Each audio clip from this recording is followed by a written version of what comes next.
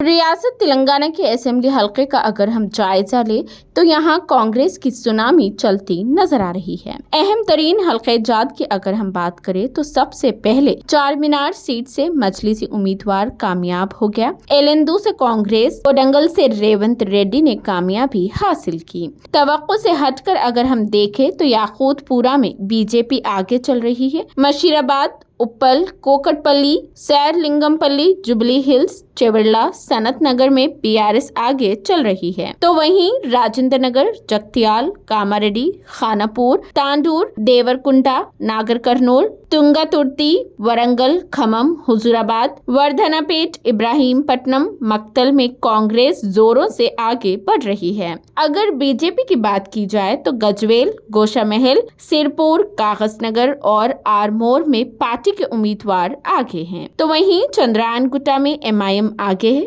करीमनगर, हुजूराबाद, दुपाका, कोकटपल्ली, सूर्यापेट में BRS party उम्मीदवार आगे हैं। अब देखना ये है कि कौन सी पार्टी किस करवट बैठेगी।